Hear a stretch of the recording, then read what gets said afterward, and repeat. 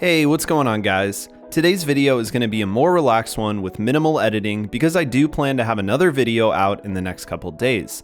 After the patch 1.5 livestream, I am very excited for the future of this game with the content coming in 1.5 and beyond, and want to make a video sharing my thoughts on some of the new content being introduced.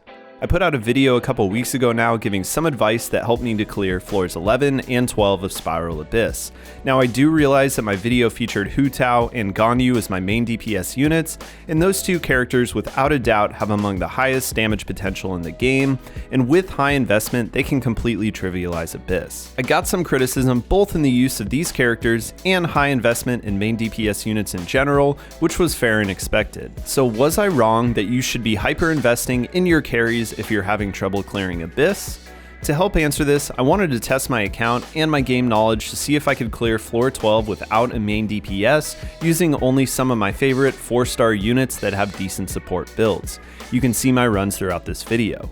We'll get into the specifics of this challenge in a second, but before we hop into the video, I just want to pitch that my Discord server, the Overtimers Hangout, is now officially live. You guys have been asking for it for a while, and I finally had the time to get it started. I plan to add some additional content in the coming weeks, but it is fully operational for the time being. As a thank you to everyone that has supported my channel so far, and to encourage some of the community to at least check out the Discord, I will be doing a giveaway for 3 battle passes. All you need to do to be eligible for the giveaway is to join the Discord server and follow the directions in the giveaway channel. The giveaway will be ending 1 week from when this video goes live, and I'll announce the winners on the Discord as well as through a community post on YouTube. There's a link to the Discord in the description with some additional giveaway information. Good luck. Okay, so in this challenge, I'm only using a single team consisting of Rosaria, Xiangling, Xingqiu, and Diona. I cleared the first half of each stage using this team and then went back and cleared the second half with the same team. This is mostly because I do not have 8 fully built support units to complete this challenge. I gave myself 1 minute and 30 seconds to clear each half of the stage, which is exactly the time you need on both halves of the stage for a 3-star clear. In my Abyss guide, I asked you guys for any tips that you had and received a lot of really great comments. I received quite a few comments about the importance of having the right sub-DPS character for your main carry, and this is a great tip. The best example of this is probably Xingqiu with any of the Pyro or Electro carries, but there are quite a few other very powerful sub-DPS units like Xiangling and Fischl that can fit into most team comps and add a lot of supportive DPS and reactive support. I think that some of these units are so strong and can synergize so well together that they can clear Abyss on their own, which is what I wanted to demonstrate here. As I mentioned at the beginning of this video, all these characters being showcased in these quick swap team runs have support builds. Rosaria is level 80 with a level 90 Refinement Rank 1 Deathmatch and is running a 2-piece Noblesse and 2-piece Cryo set. She's Constellation 1 with 688 talents. Xiangling is level 70 with a level 80 Refinement Rank 3 Favonius Lance and is running a 2-piece Noblesse and 2-piece Crimson Witch set. She's Constellation 6 with 188 talents. Xingqiu is level 70 with a level 80 Refinement Rank 5 Festering Desire and is running a 2-piece Noblesse and 2-piece Hydro set. He is Constellation 5 with 199 talents. And Diona is level 70 with a level 70 Refinement Rank 5 Sacrificial Bow and is running a 4-piece Maiden set. She's Constellation 1 with 366 talents. While these characters mostly have fully leveled artifact sets, Xiangling did have 2 plus 16 pieces during these runs, and Diona's artifacts were at level 12 or 13. Because these characters are running supportive builds, they essentially do no damage in the downtime between their skills and bursts, so it is important that these characters not only have sufficient energy recharge, but are also able to do the majority of their damage off the field. Bennett would arguably be a much better unit than Diona here for Pyro Resonance and his attack boosting talent, but my Bennett is currently not geared, so Diona had to get the job done. Some other 4-star characters I strongly recommend for these types of comps or as general supports are Fischl, Beidou, Chongyun, and Kaya for their elemental damage potential. This team is actually incredibly strong and outperformed my second team with Hu Tao and Ganyu if that team was also not managed well. This team has also not reached their damage potential, being mostly at level 70 and with several additional levels on their talents fairly easily obtainable. The goal to successful clear times with this particular comp, or any quick swap team, is to repeatedly cycle through characters to spam abilities and use everyone's bursts on cooldown.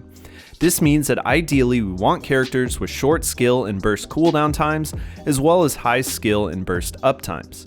We're also doing the most damage with these characters when everyone's bursts are active at the same time, so that we're getting all of the vaporize and melt reaction bonuses possible. If built with sufficient energy recharge and managing rotations, my particular team can have between 53% and 75% burst uptime. I admit that I seriously slept on energy recharge when I was new to this game, and it is way more important than I realized.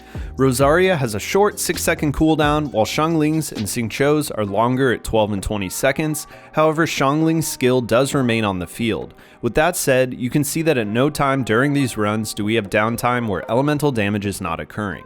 Energy recharge is the key here, which is why we're running 3 energy recharge weapons. The Favonius Lance on Xiangling allows her not only to generate energy for her, but for her team from the particles this weapon creates every 9 seconds.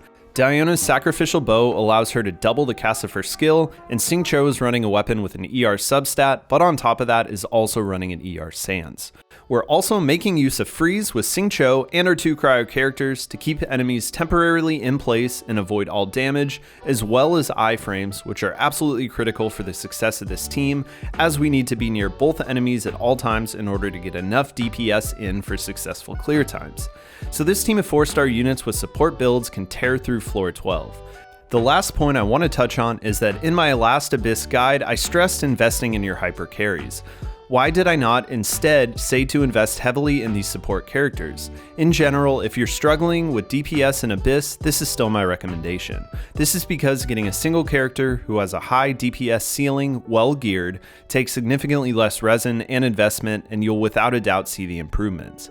However, at some point, investing in this character further will provide diminishing returns.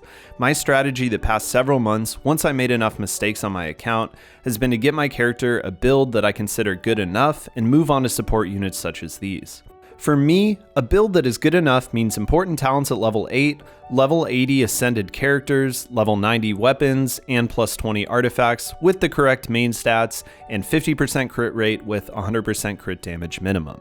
Gearing all of these support units to where they're at currently takes weeks of investment per character and a lot of artifact RNG. High investment support units will take you very far, as you can see, and as a collective can outdamage your main DPS, but it does take time to get multiple characters to this point.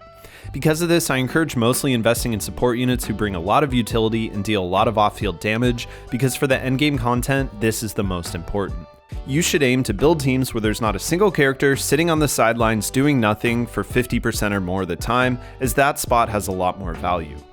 Running 2 DPS characters that cannot deal off-field damage only makes sense in limited situations where you need to fight multiple strong enemies with different resistances.